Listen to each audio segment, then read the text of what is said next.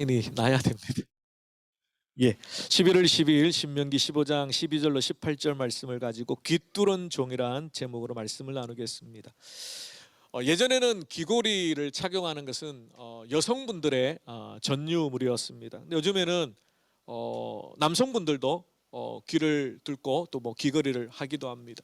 뭐 그것에 대해서 특별히 자기 자신을 아름답게 꾸미고 또 개성을 드러내는 그런 현 시대적인 분위기를 봤을 때 뭐 그렇다고 그것을 판단하거나 뭐 정죄할 필요는 없을 것 같습니다.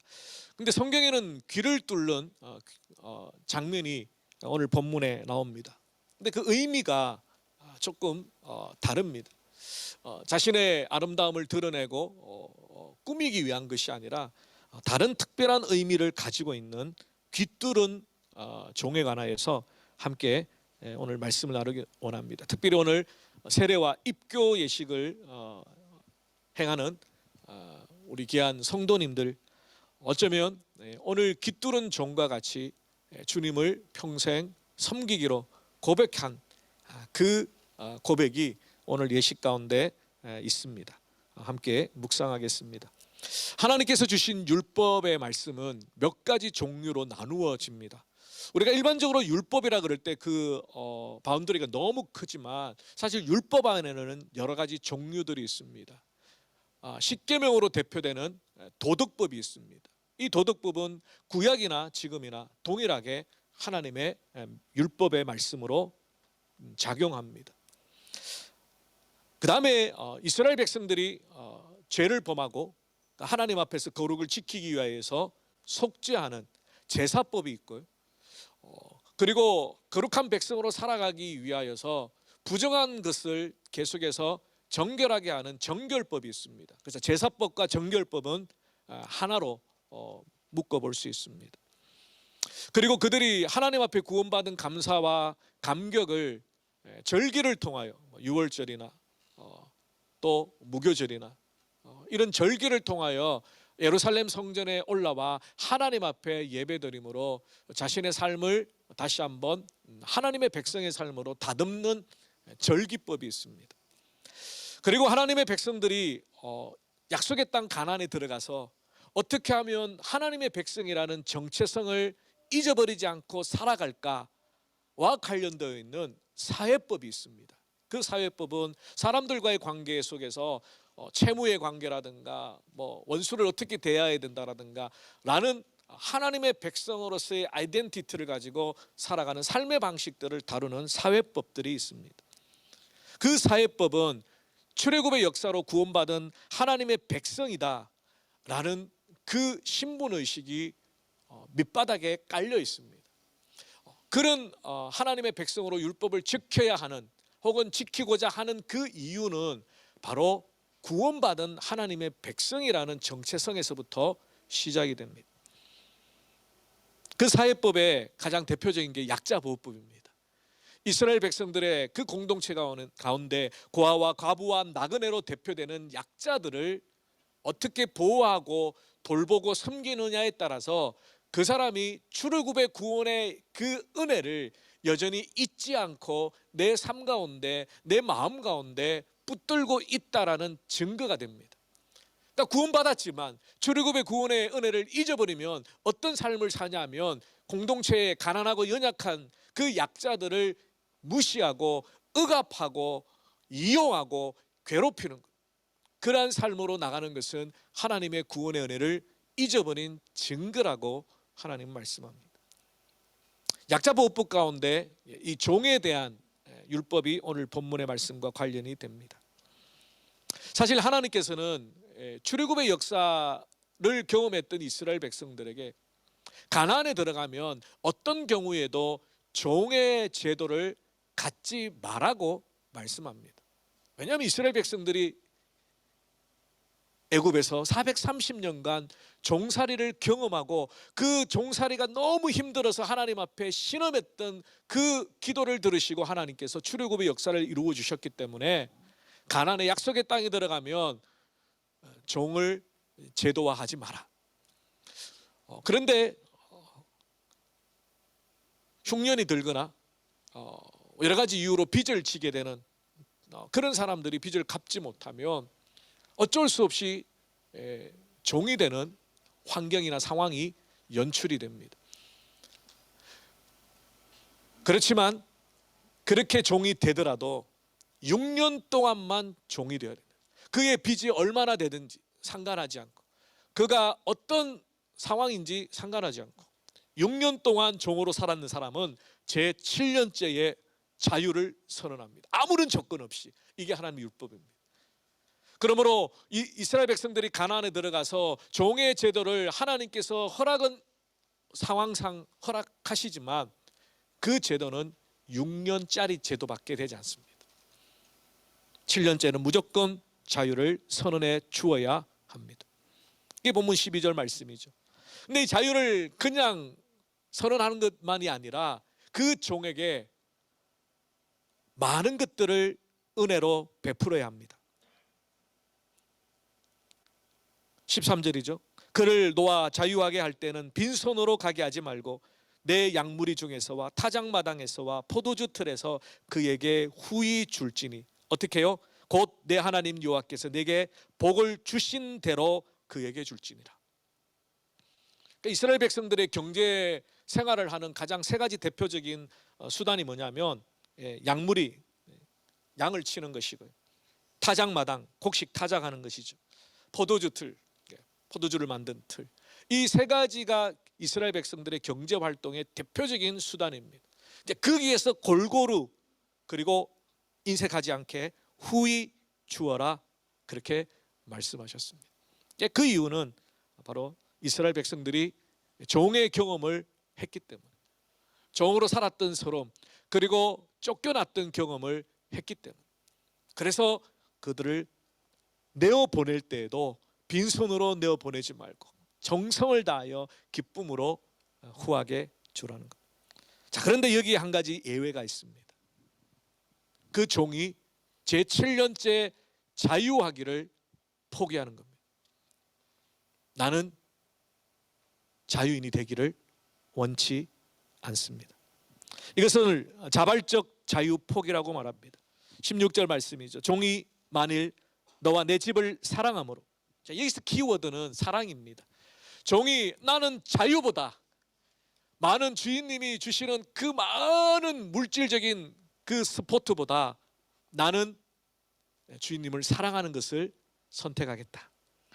만일 너와 내 집을 사랑함으로 너와 동거하기를 좋게 여겨 너에게 향하여 내가 주인을 떠나지 아니하겠노라 하거든 송것을 가져다가 그의 귀를 문에 대고 뚫으라. 그리하면 그가 영구히 네 종이 되리라. 이스라엘 백성들이 팔레스타인은 종의 제도를 하나님이 기뻐하지 않았습니다. 단 자발적으로 제 7년의 자유하기를 포기하고 평생을 그 주인과 함께 섬기기를 원하는 종은 영원한 종이 될 수 있습니다. 구약학자들은 왜 하필 귀를 뚫느냐에 대해서 설명을 합니다. 첫 번째는 다른 사람들의 눈에 가장 잘 띄는 곳이 귀라고 말하는 귀. 여러분 다른 사람을 볼 때 눈을 제일 먼저 보시는 분도 있고, 뭐 코를 보시는 분도 있고, 귀를 보시는 분도 있겠죠. 근데 이 귀가 이렇게 지금 우리 여집사님들이 귀를 귀걸이 하기 위해서 뚫었던 그렇게 보일랑말랑하는 그 정도가 아니고 좀 크게 뚫는 모양이더라고요. 못에다 대고 나무에다가 이렇게 박아서 귀를.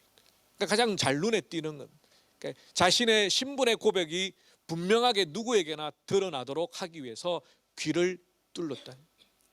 두 번째는 좀 알레고리칼한 해석인데요, 주인의 말씀에 언제든지 순종하겠다.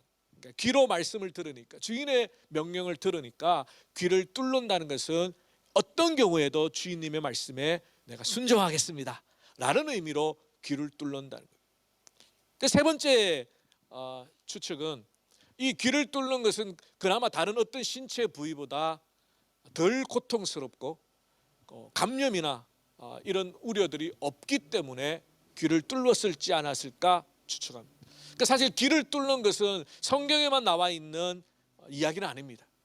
이스라엘 백성들이 살았던 그 고대 근동에 많은 다른 하나님을 알지 못한 이민족들도 그런 제도들이 있었지만 하나님께서 그것을 사용하셔서 이스라엘 백성들의 영원한 종의 율법의 말씀을 허락하신. 그러니까 성경에는 그런 내용들이 많습니다. 하나님께서 이스라엘 백성들이 살고 있는 그 문화에 그 내용들을 그대로 사용하셔서 눈높이를 낮추셔서 이스라엘 백성들이 이해하기 쉽도록 하나님이 설명하셨습니다. 아무튼 이 깃뚫는 종의 제도 역시 그런 다른 주변의 나라들이 길을 뚫는 관습들이 있지만 그것을 하나님은 영원한 종이 되는, 자발적으로 자신의 자유를 포기하고 주인님을 섬기고자 하는 그 종들에게 하나여서 이 깃뚫는 관습을 율법적으로 허락해 주셨다는 겁니다. 인류 역사를 들여다보면 인간은 자유를 찾아 갈망했습니다. 독재 정권 하에 정치적인 자유를 위해서 민주화 투쟁을 했던 많은 사람들의 피가 그 위에 깔려 있죠. 신앙의 또 자유를 찾기 위해서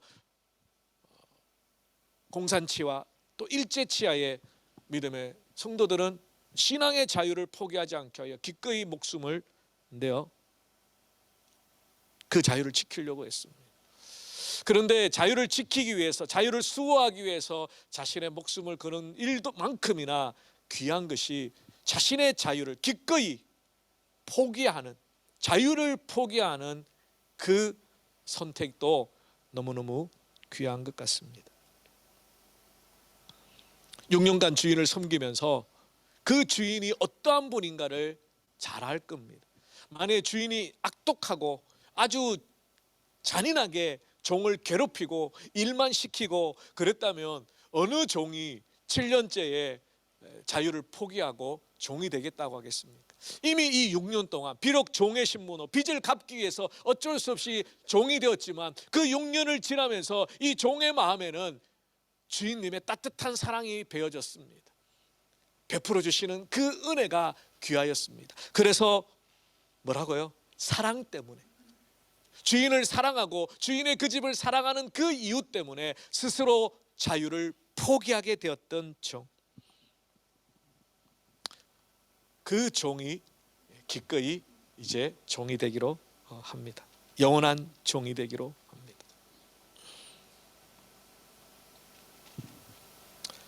이 종의 신분의 고백은 바울의 고백과 맞닿아 있습니다. 바울의 서신서를 쓸 때마다, 편지글을 보낼 때마다 자신의 아이덴티티를 항상 그렇게 고백합니다. 나는 하나님의 종이요 그리스도 예수의 종된 사도 바울이다. 그러니까 바울이 평생을 주님의 복음을 전하며 결혼하지 않고 전도 여행을 다니며 죽을 고비를 넘기면서도 포기하지 않았던 한 가지 이유는 바로 내가 주님의 종이라는 신분의식 때문입니다. 우리는 주님의 종이다 그러면 목회자나 선교사나 혹은 중직자들만 종이라고 말하는데 그렇지 않습니다. 성경은 예수 그리스도를 믿는 하나님의 백성들이 하나님의 일을 감당하는 하나님의 일꾼, 하나님의 종이라고 말합니다.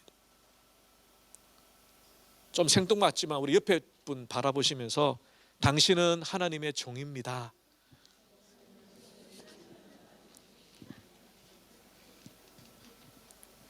원래 이 시간이 되게 졸리는 시간이거든요. 되게 졸리는 시간이어서 몇 분이 눈은 떠 있는데 거의 주무시는 듯한 눈을 또 하셔서 다시 한번 우리 옆에 분에게 당신은 하나님의 종입니다. 우리의 신앙생활은 그런 것 같아요. 나의 아이덴티티를 뭐라고 생각하느냐에 따라서 그 사람의 신앙생활은 달라집니다. 내가 하나님의 종이라고 생각할 때, 하나님의 나라의 종이라고 생각할 때 내가 무엇을 할까?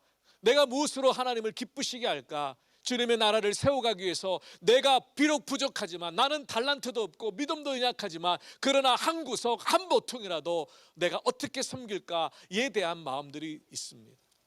그것이 바로 종의 신분. 그러니까 바울은 그냥 평생을 그 종된 신분으로 살았기 때문에 어떤 어려움이 와도, 어떤 괴로움이 와도, 어떤 핍박이 와도 내가 하나님의 종이라는, 사람이 어떻게 할 수 없는, 이건 교만이 아니에요. 내가 하나님의 종이라는 것은 사실 엄청나게 두려운 고백이기도 합니다.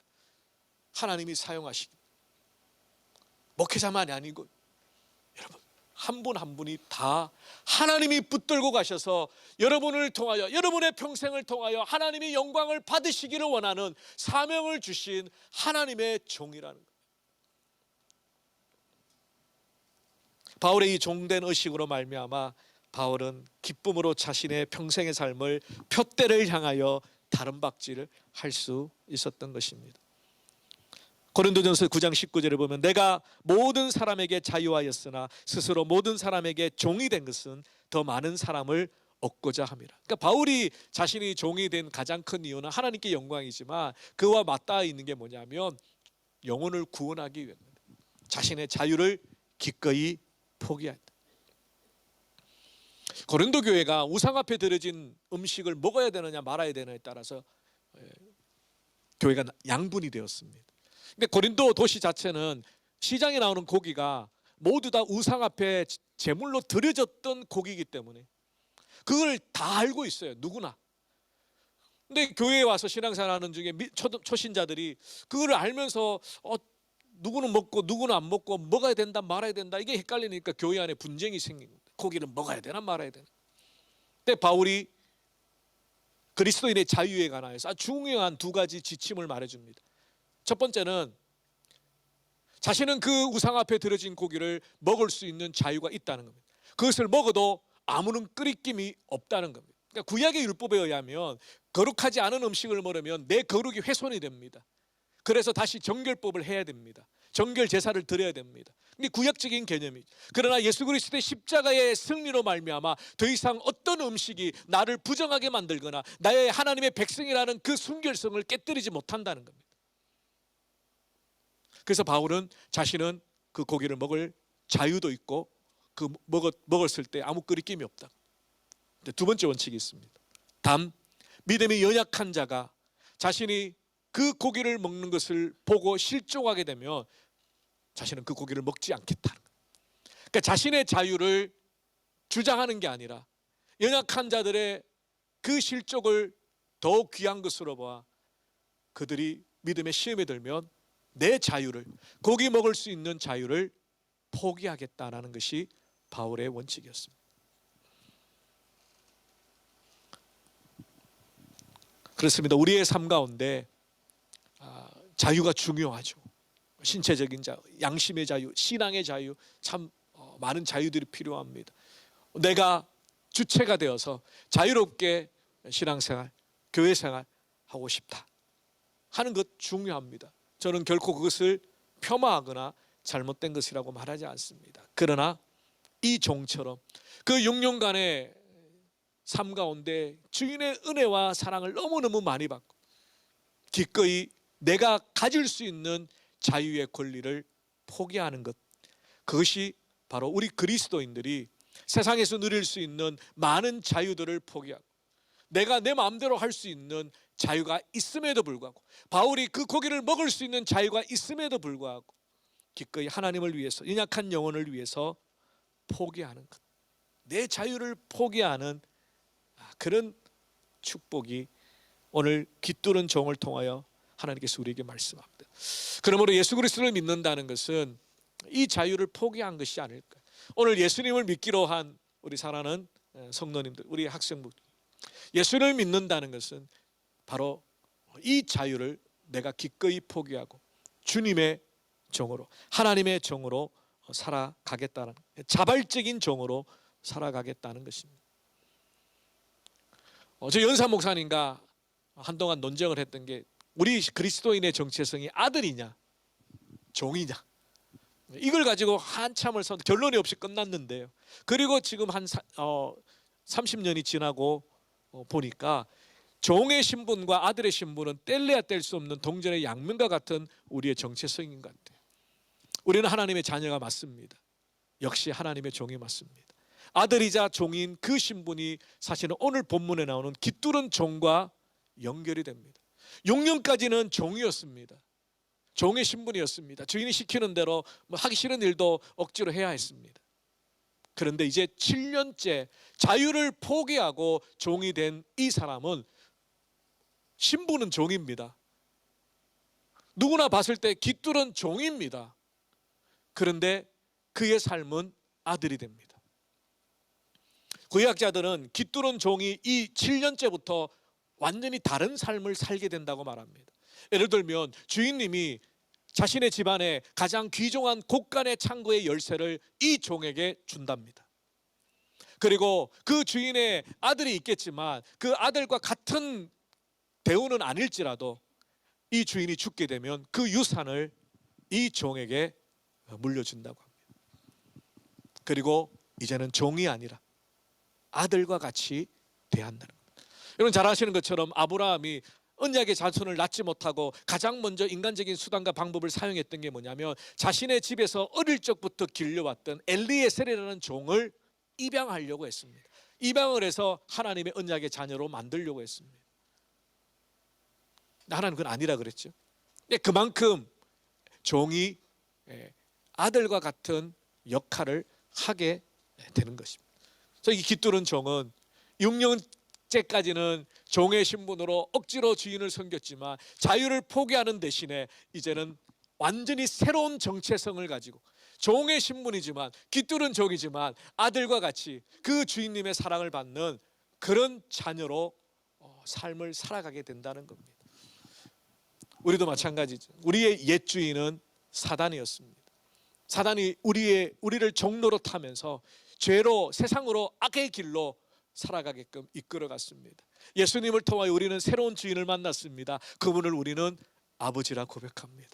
목자라 고백합니다. 남편이라 고백합니다. 신랑이라 고백합니다. 바로 하나님께서 우리의 주인이 되어주셨습니다. 그 주인은 사단과 같이 옛 주인과 같이 우리를 억압하거나 죄악의 길로 이끌어가거나 멸망의 길로 몰아가는 것이 아니라 실만한 물가 푸른 초장으로 이르가시며 우리의 삶을 혼자가 아니라 그 손을 붙들고 동행하며 살아갈 수 있도록, 그래서 아버지의 마음으로 우리를 품어주시는 주인이 되신다고 성경은 말씀합니다. 사랑하는 성도 여러분, 우리의 신앙생활은 어떠합니까? 종과 같은 신앙생활 하고 계십니까? 아들과 같은 신앙생활 하고 계십니까? 아니면 깃두른 종과 같이 기꺼이 내 자유를, 여러분 사단은 계속해서 속삭이죠. 너가 자유를 쟁취해라. 언제부터요? 창세기 3장에 아담과 하와를 유혹했던 사단의 유혹입니다. 그거 자유 아닙니까? 선악과를 먹을 수 있도록 따먹어라. 그게 네 자유다. 하나님의 금지의 명령에도 불구하고 네 마음대로 먹어라. 그래서 하나님처럼 되라. 사단은 끊임없이 우리에게 거짓을 말하지만 우리는 기꺼이 우리가 누릴 수 있는 자유를 포기하고 종으로서, 깃두른 종으로서, 그리고 새로운 하나님과의 관계 속에서 하나님을 자발적으로 섬기는, 기쁨으로 섬기는 주님의 종이 되어야 할 것입니다. 교회 안에는 두 종류의 사람이 있다고 합니다. 율법주의에 빠져서 타의에 의해서 다른 사람들을 의식하고 주님을, 교회를 섬기는 사람, 억지로 섬기는 사람, 기쁨으로, 자원함으로 귀를 뚫은 종과 같이 기꺼이 주님의 교회와 성도들을 섬기는 사람들이 있습니다. 말씀을 지식으로 듣는 자는 불평하는 종처럼 일하지만 말씀을 생명으로 듣는 사람들은 감사함으로 섬기는 종들.